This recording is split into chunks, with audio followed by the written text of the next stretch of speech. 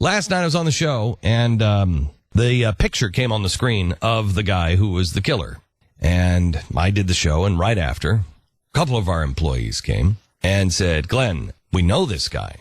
Now, Chris is the guy who's known as the guy who wears the Hawaiian shirt at the Blaze and Mercury Studios. And he wears it every day. It's on his business card. Yeah. No, he's got different shirts. It's not just guy. that one Hawaiian shirt. It's several. He's got a whole He's got closet every full of Hawaiian shirt that has ever been made, I believe. And I'm not one to mock somebody's sense of fashion. I just want you to know that. But that's just because you know we will mock you in return. Yes. So, so Chris comes up and he said, I know this guy, know him quite well.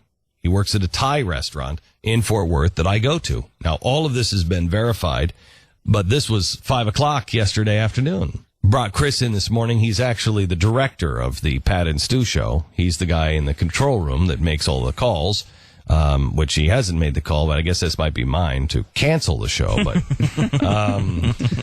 But anyway, we wanted to bring Chris in and talk a little bit about how did you meet him and who was he? Well, the first time we met, obviously, was at the restaurant. And I had gone in there with a couple of friends from my previous job before I started working at the Blaze. And we were big lovers of Thai food, and we found this place. And he was a waiter, kind of just hanging out. So you would go in there and strike up a conversation with him when you went in to eat?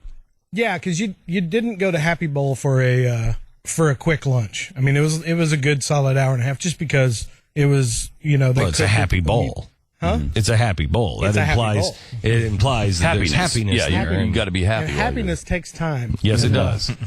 Now, did you know, for instance, that he was a Buddhist?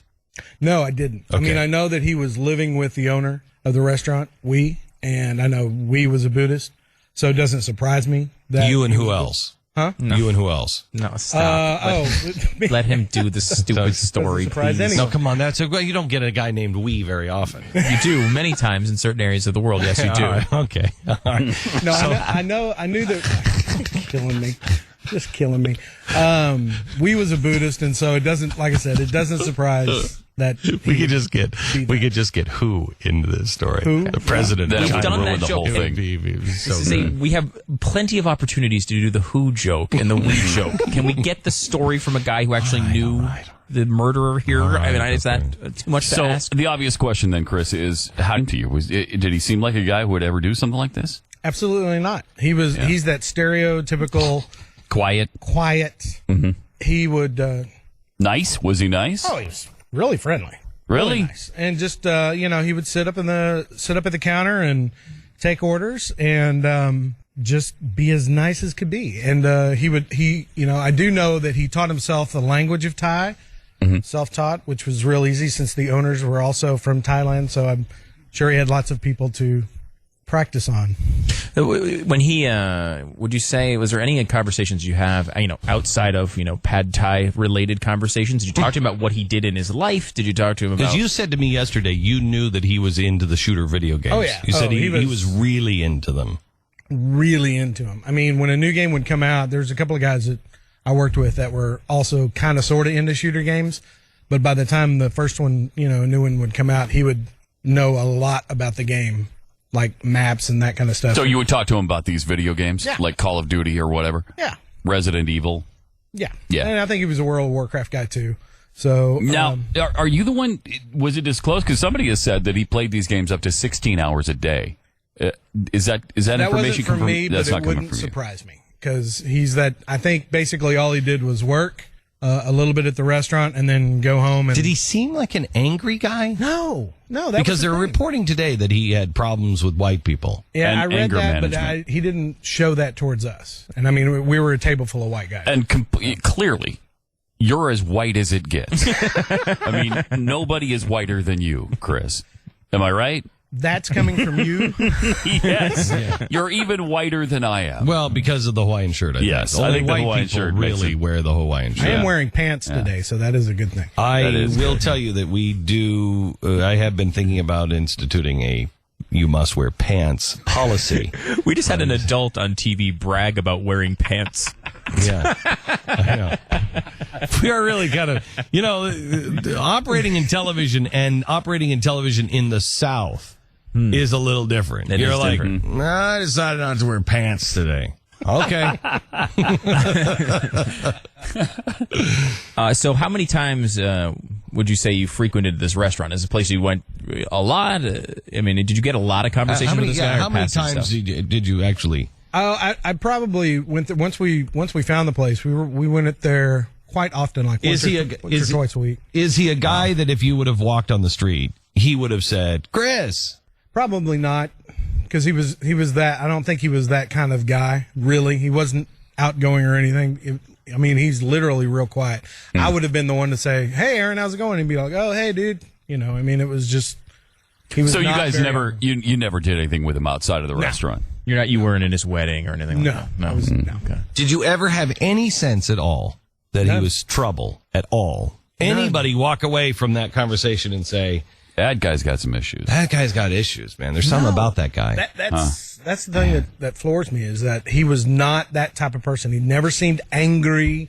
He never seemed like he was bitter about anything. And even when I was talking to one of my friends was with the owner of the restaurant last night, he was saying they're all just floored. Oh man, the interviews with the owner of the restaurant were heartbreaking, because the guy seems to be a stand-up guy and runs a small business. He brought this guy into his home. Tried to help him. Aaron was the best man at his wedding last year.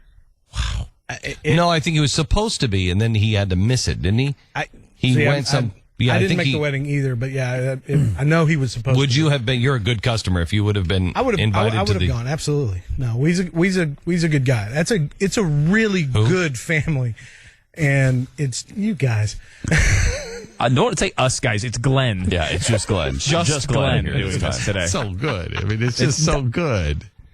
All the way through, I had we and who jokes the whole time. So that was you exercising restraint? Are you kidding me? Okay. Jeffy and I were looking at each other back and forth like, who did that? We did? Anyway, all right. Thank you very much, Chris. I appreciate it. All right. That was the worst breaking news interview I've ever heard in my life. You got someone who knows a perpetrator of a horrible crime, and you were making who and we jokes throughout.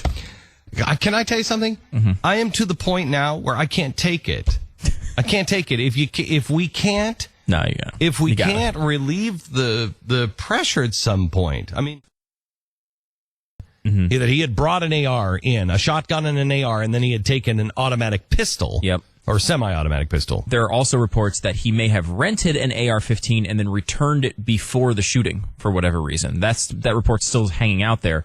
However, this is amazing. So it's only a shotgun. A shotgun and two pistols. And now, Piers Morgan last night in his banner reported that Alexis, the killer, legally purchased an AR-15 shotgun. An AR-15 shotgun? Which, I mean, I got to get one of those. That's great. Yeah. So it's a shotgun and a rifle. Right.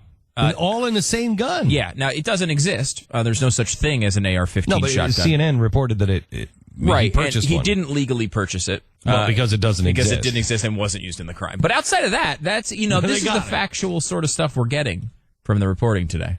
That's incredible. That is incredible. That's incredible. And quite honestly, I think it's incredible.